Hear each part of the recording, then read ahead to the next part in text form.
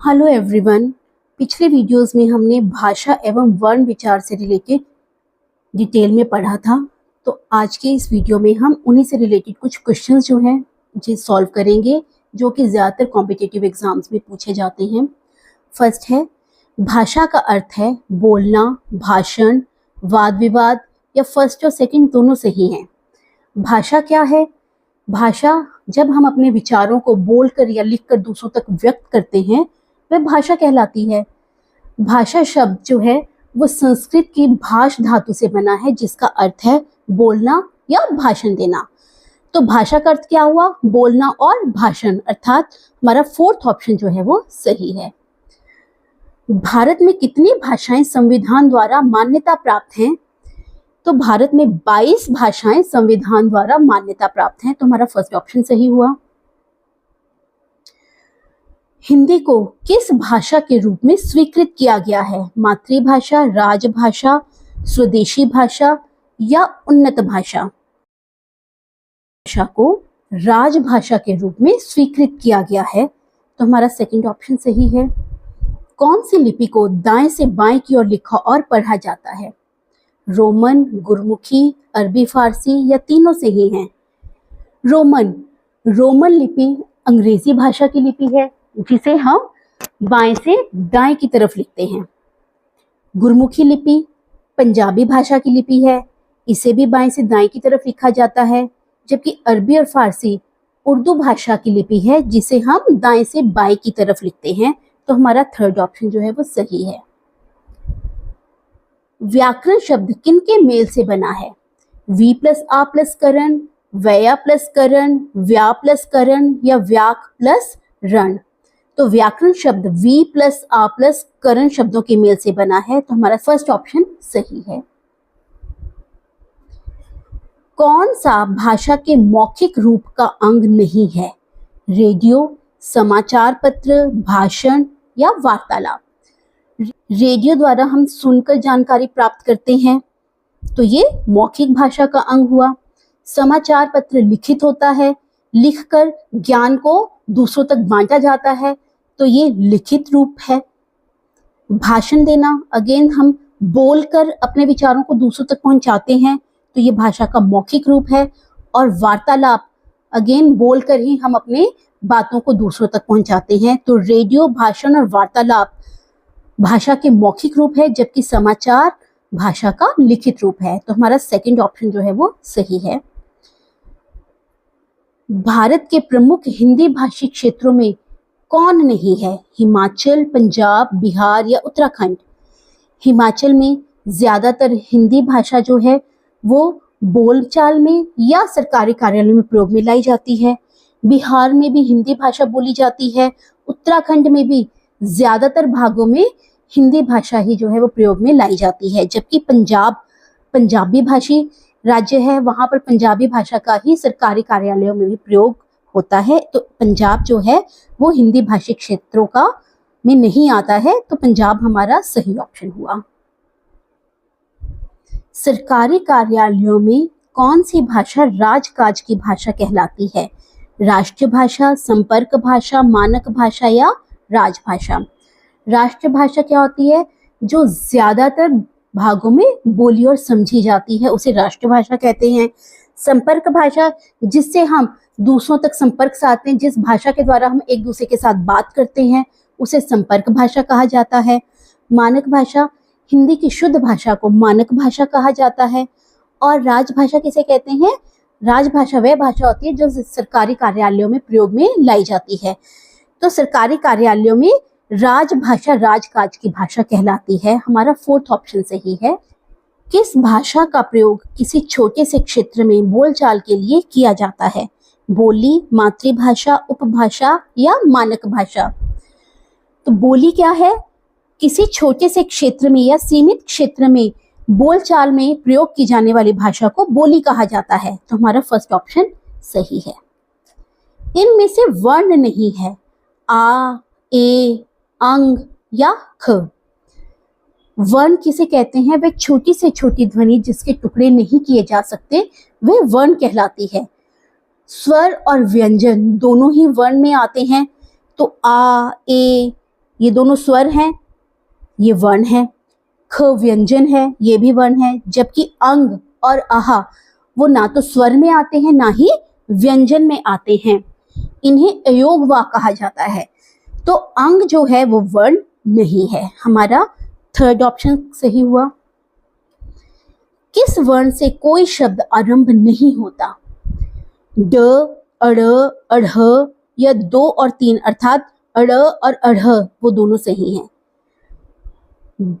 अड़ जो है वो ड का विकसित रूप है और अढ़ ढ का विस्तृत रूप है, और अड़ और अढ़ दोनों ही जो हैं इनसे कोई भी शब्द आरंभ नहीं होता। ये या तो शब्द के बीच में आते हैं या शब्द के अंत में आते हैं, अर्थात सेकंड और थर्ड दोनों से ही शब्द आरंभ नहीं होता, इसलिए हमारी फोर्थ ऑप्शन जो है वो सही है।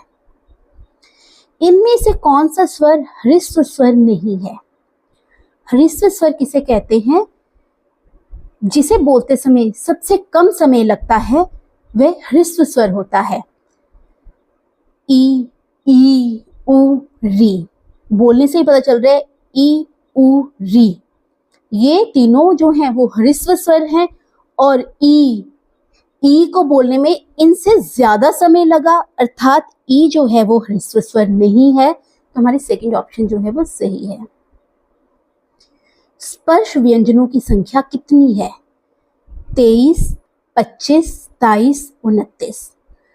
पहले स्पर्श व्यंजनों की संख्या 25 थी, परंतु बाद में अड़ और अढ़ इन्हें स्पर्श व्यंजनों में शामिल किया गया, तो अब इनकी संख्या कितनी है? 27। इनमें से कौन सा व्यंजन महाप्राण नहीं है? महाप्राण किसे कहते हैं? जब बोलते समय हमारी श्वास वायु ज्यादा रगड़ खाकर बाहर निकलती है, वह महाप्राण कहलाते हैं। तो कौन कौन? ण, श, श, स। अण जो है इसको बोलते समय ज्यादा घर्षण की आवाज नहीं आ रही है, जबकि श, श और स ये क्या है? महाप्राण है। तो अण जो है वो महाप्राण नहीं है, ये अल्प प्राण है। किस शब्द में संयुक्ताक्षर का प्रयोग नहीं हुआ है? बिल्ली, स्वार्थी, विद्यालय या स्वागत।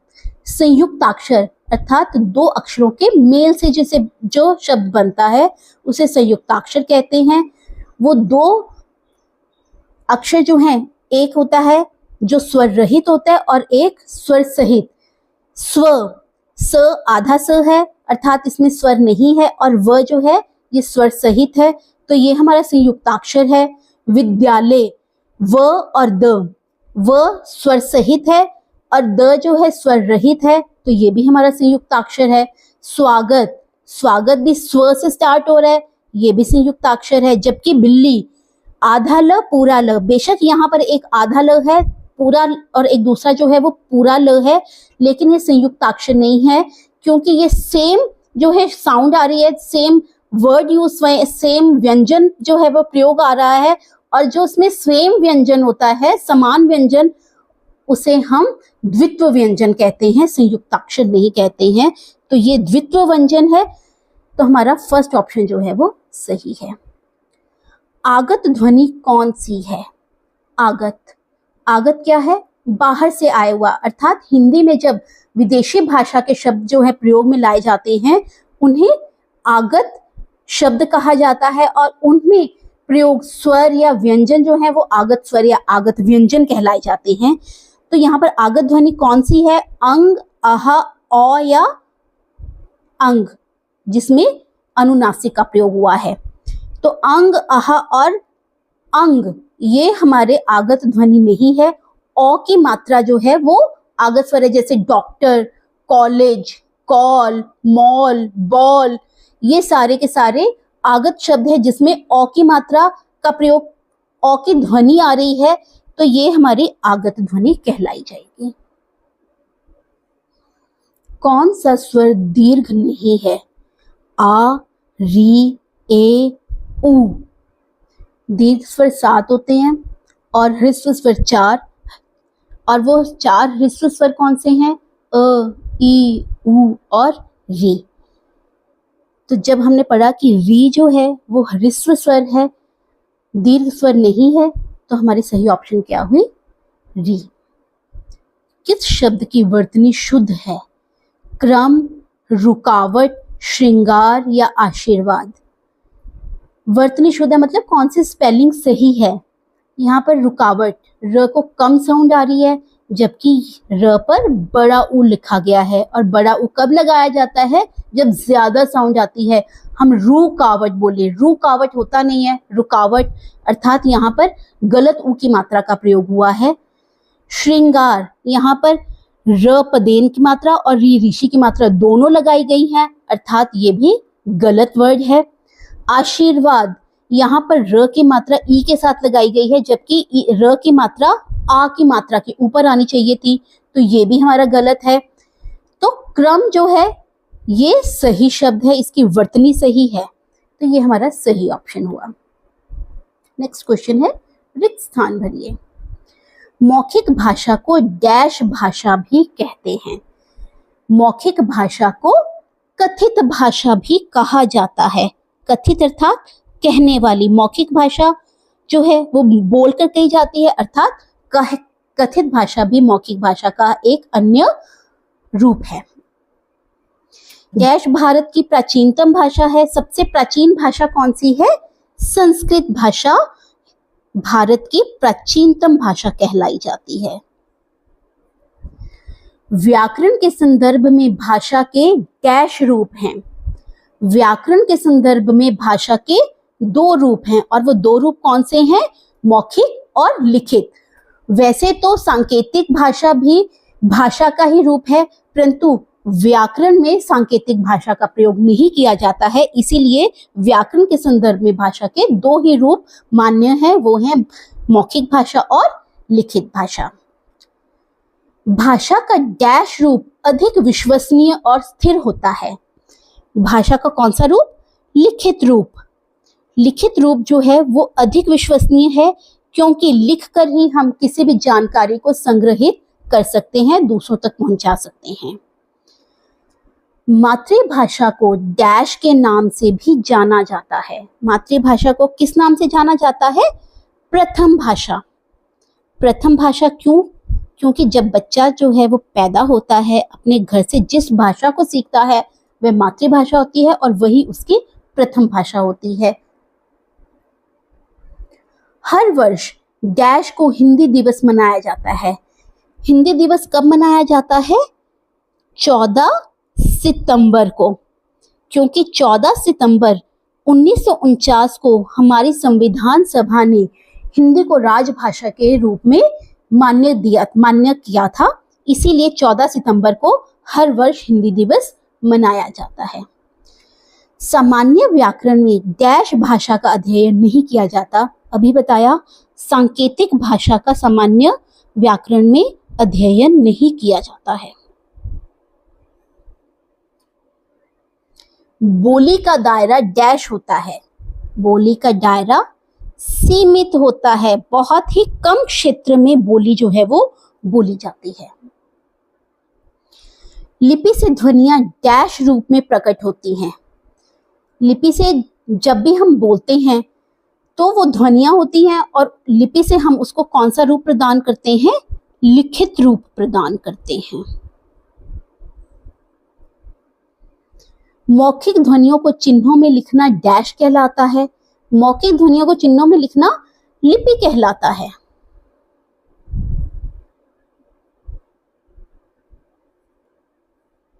अड़ और अढ़ डैश और डैश के विकसित रूप हैं। अड़ ड का और अढ़ ढ का विकसित रूप है। जिन वर्णों के उच्चारण में मुख से हवा बिना किसी रुकावट के निकलती है उन्हें डैश कहते हैं, उन्हें स्वर कहते हैं।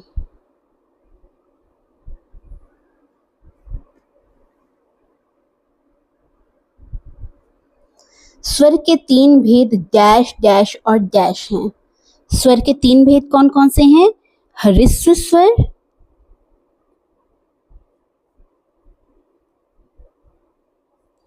दीर्घ स्वर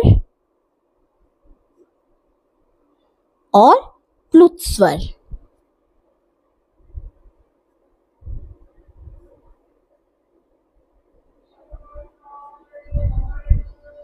स्वरों की संख्या डैश है।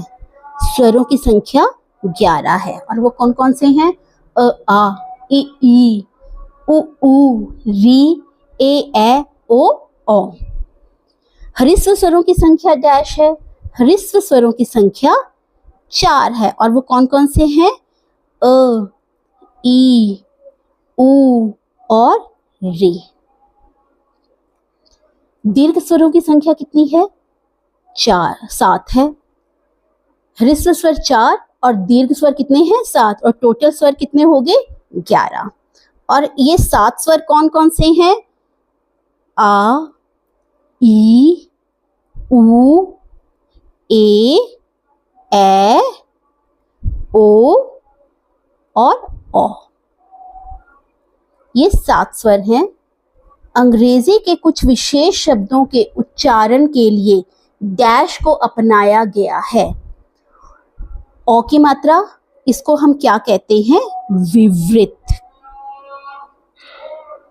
तो अंग्रेजी के शब्दों के उच्चारण के लिए विवृत को अपनाया गया है। विवृत को औ साउंड होती है, जैसे डॉक्टर, कॉल, कॉलेज, ये सारे विदेशी शब्द हैं, अंग्रेजी शब्द हैं और इनमें औ की मात्रा आती है, जैसे डॉक्टर, औ क ट र।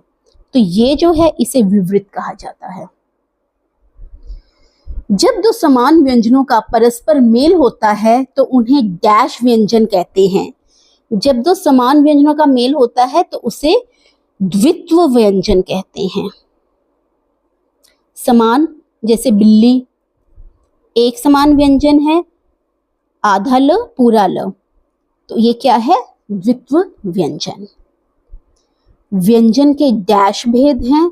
व्यंजन के 3 भेद होते हैं। व्यंजन के 3 भेद कौन कौन से हैं?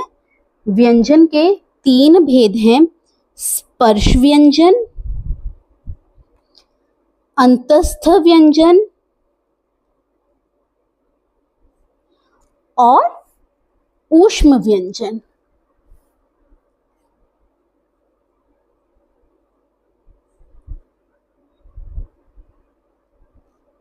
स्पर्श व्यंजनों की संख्या डैश है। स्पर्श व्यंजनों की संख्या 27 है। अंतस्थ व्यंजन डैश है। अंतस्थ व्यंजन कितने हैं? 4 हैं। और ऊष्म व्यंजन कितने हैं? ऊष्म व्यंजनों की संख्या भी 4 है। अंतस्थ व्यंजन कौन कौन से हैं? य, र, ल और व, ये 4 अंतस्थ व्यंजन हैं। और ऊष्म श, श, स और ह, इन्हें ऊष्म व्यंजन कहा जाता है। और स्पर्श व्यंजन में क्या क्या आता है? कवर्ग, चवर्ग,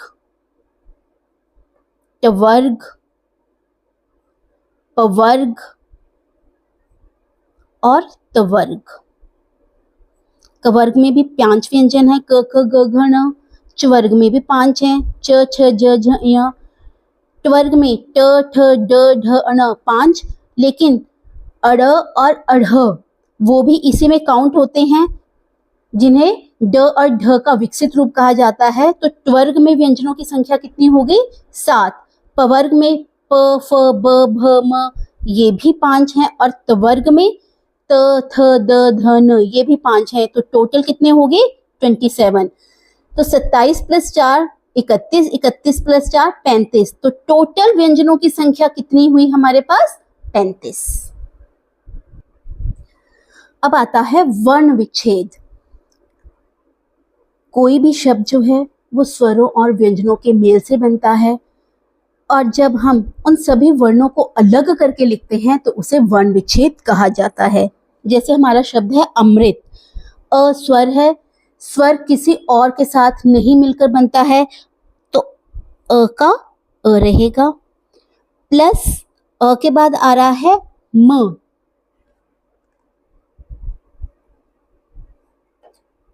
हलंत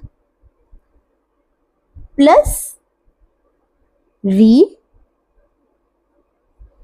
प्लस त के साथ किसकी साउंड आ रही है, अ की, तो ये क्या बन गया, अमृत, अमृत। नेक्स्ट है समर्पण। समर्पण स के साथ स्वर है अ, स प्लस अ, म प्लस अ। जब हम व्यंजन से स्वर को अलग कर देते हैं तो उसके नीचे हलंत लग जाता है, इसीलिए स अक्षर है। जब हमने स को विच्छेद किया, स प्लस अ, तो स के नीचे हम क्या लगाएंगे, हलंत।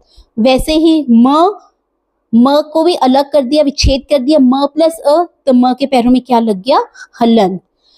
प्लस र प्लस प प्लस अ प्लस अण प्लस अ, समर्पण। स प्लस अ स, म प्लस अ म, र ऊपर मात्रा है र की, अर्थात ये आधा है तो इसके साथ कोई और स्वर नहीं लगेगा। प्लस प प्लस अ प्लस न प्लस अ, तो ये क्या बन गया, समर्पण का वर्ण विच्छेद। खिड़की ख प्लस, अब इसके साथ हम अ नहीं लिखेंगे क्योंकि इसके साथ ऑलरेडी एक स्वर है, वो कौन सा स्वर है, ई की मात्रा, तो ख प्लस ई लिखेंगे। ख प्लस अ प्लस ई इसे हम नहीं लिखेंगे, ख के साथ ई की मात्रा है तो ख प्लस ई। प्लस अड़, अड़ के साथ कोई मात्रा नहीं है, अर्थात अण प्लस अ, इसके साथ अ स्वर का प्रयोग हुआ है। प्लस क के साथ कौन सी मात्रा है, बड़ी ई की, तो बड़ी ई, ख ई र अ क ई, खिड़की। उसी तरह से स्वर स क्या है, आधा, आधे का अर्थात है कि स के साथ किसी और स्वर का मेल नहीं हुआ है, तो स प्लस व प्लस अ प्लस र प्लस अ, स्वर। श्रृंखला श प्लस र की साउंड है, तो श प्लस यहाँ पर र नहीं है, किसकी साउंड है, री की साउंड है। श प्लस री प्लस ऊपर अंक की मात्रा अर्थात अनुस्वार लगा हुआ है, प्लस ख प्लस अ प्लस ल प्लस आ, श्रृंखला। प्रतिष्ठा प के पैरों में र, प प्लस र प्लस अ, प्र प्लस त प्लस ई प्लस श, अगेन आधा श है, इसके साथ कोई स्वर नहीं है, प्लस ठ प्लस आ, प्रतिष्ठा, प्रतिष्ठा। सीढ़ियां स प्लस ई प्लस अढ़ प्लस ई प्लस य प्लस चंद्रबिंदु, सीढ़ियां। कृतज्ञता, कृतज्ञता में क प्लस री की साउंड आ रही है, क्री, त प्लस अ प्लस ज्ञ, ज्ञ क्या है, ये संयुक्त अक्षर है, ज्ञ जो है ज प्लस अय के मेल से बना है, प्लस अ प्लस त प्लस आ, कृतज्ञता। क्षुधा क्ष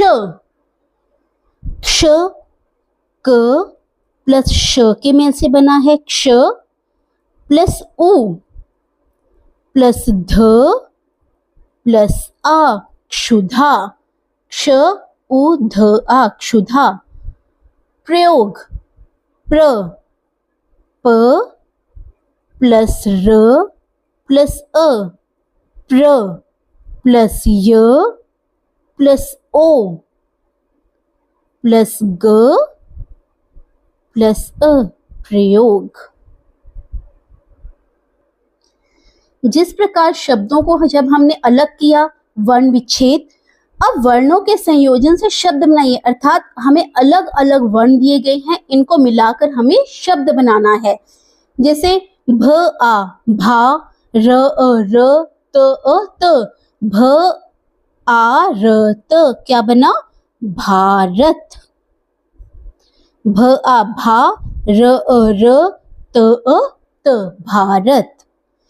र आ रा, ध ए धे, श कोई स्वर नहीं है, इट मीन्स आधा श, य आ या, म अ म, राधे श्याम। ब अ ब, ग ई गी, य आ या, सॉरी छोटी ई थी, बगिया। आगे है स अ स म, कोई स्वर लगी, बिंदी लगेगी, स अ म स थ आ न, क्या बना? संस्थान। संस्थान, थ आ न, संस्थान। स अ स म, नाक से बिंदी आ रही है, आवाज आ रही है, ऊपर म की क्या लग जाएगा? अनुस्वार। फिर आगे क्या है? स के साथ कोई स्वर नहीं है, इट मीन्स आधा स, थ आ था, न अ न, क्या बन गया? संस्थान। इस प्रकार जब हमें अलग अलग वर्ण दे रखे हो तो हम उनके शब्द बना सकते हैं, और अगर शब्द दिए हों तो हम उनका विच्छेद भी कर सकते हैं।